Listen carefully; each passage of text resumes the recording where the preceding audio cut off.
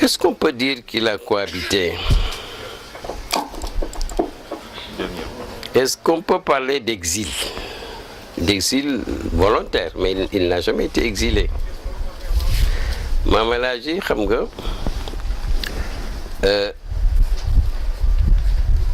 bi may wax j'ai dit que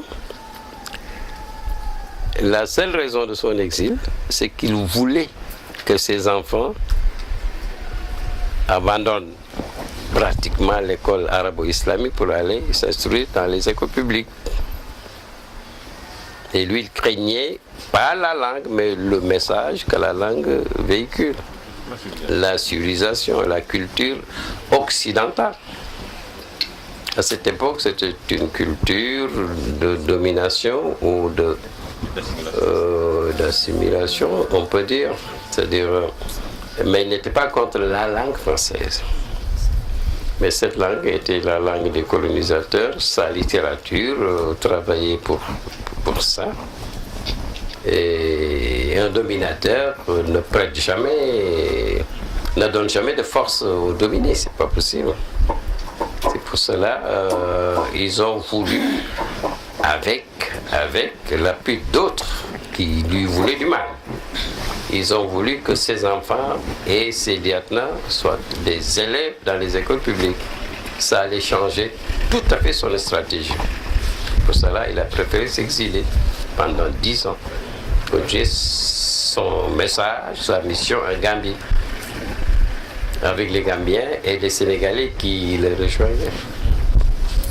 Après 10 ans, il est venu, il est parti à Fès. Quand il est revenu, cette fois-ci, alors, on lui a préparé le chemin pour qu'il reste à Kaolack, mais avec ces conditions. Il dit que j'enseigne et vous interdisez l'enseignement islamique ici. Je suis cultivateur, je n'ai de métier que ça. Et je n'ai pas de terre ici. Et comme le terrain était préparé par Maodo, comme j'ai largement expliqué, alors le commandant du cercle disait que, mais écoutez, restez, je vous donne des terres. Et si vous avez des étudiants qui peuvent peupler d'ici, de chez vous jusqu'au pont Noiro, vous serez libre d'enseigner. C'est ainsi qu'il est resté à Kaolack. Mais avec sa mission déterminée, ses conditions. Une fois, il a été invité par l'administration française pour assister à un film qui montre la grandeur des Français. Et pour appeler les gens, voyez-vous. Mame El Hadji ne voulait pas répondre, mais on lui a conseillé d'apaiser un peu. Il est allé, mais sans regarder.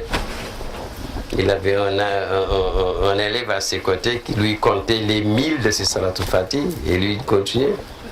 Et quand le film était terminé avec la fin et les applaudissements, il dit mais qu'est-ce qui se passe? Ils ont dit mais on a terminé. Il dit ils ont voulu que je vois ces bavards-là et moi, ces futilités. Moi je n'ai rien vu. Et j'ai récité quelques milliers de Salatul Fatih. C'était sa détermination. Il ne voulait pas suivre. Et il ne le cachait pas. Il ne voulait même pas qu'on parle du français chez lui.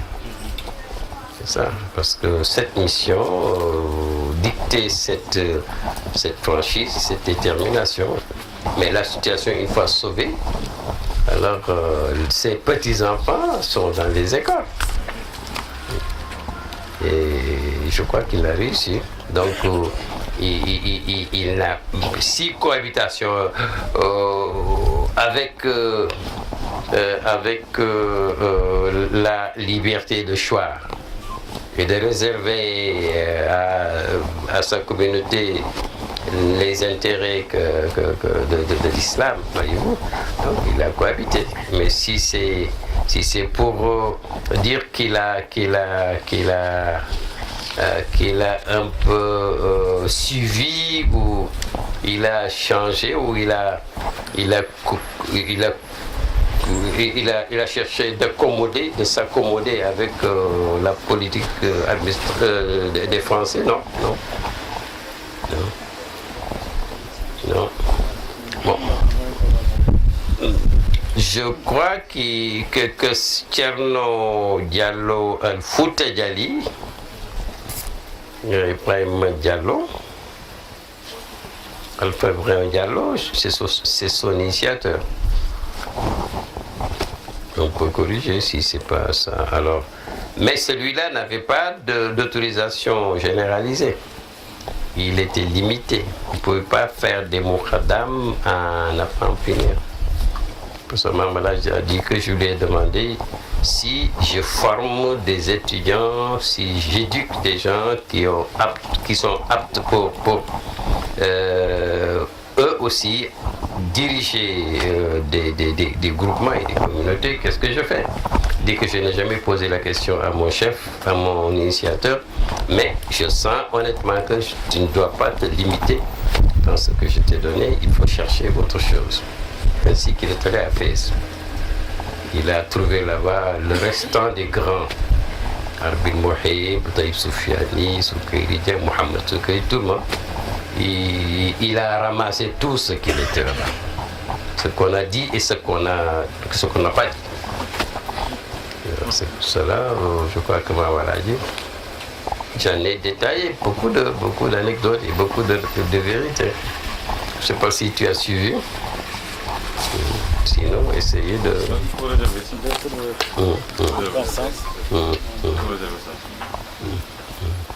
Ouais.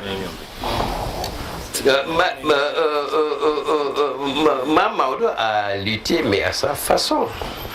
Au lieu de les éloigner, de s'éloigner des Toubabs, il est allé faire sa mission tout près d'eux. Alors, ça, c'est une forme de djihad aussi. Alors, il voulait détruire, lui, il construisait par le Coran d'abord. C'est l'exégète qui lui a ouvert Dakar. Et après les Zawaya, même très proche de chez le gouverneur. Ça, c'est une façon. Cheikh Ahmed Bamba, on l'a exilé par force. Et on l'a vraiment suivi pour détruire sa mission. Mais Dieu est grand. Il est revenu victorieux, malgré tout. Les mourides sont vivants bel et bien. La confrérie est vivante. C'est des modèles de lutte. Djihad al-Akbar, Djihad al-Asghar, mais il faut refuter ce que nous devons refuter. Il faut surtout éduquer les disciples, les fidèles. Il faut être clair dans ce que l'on fait, ce que Maman a fait. Par parole, par écrit, par comportement et par prière.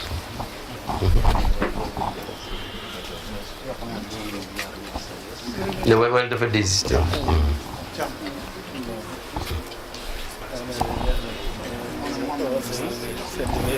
Quand son fils Abdullah lui a montré la confrérie et ses composants, il a dit que c'est une très bonne chose, vous pouvez y aller librement. Mais moi, je reste avec mon Coran, je n'ai pas de temps d'autre pour autre chose. Il n'était pas dans ni la Qadriya ni la Tijaniya.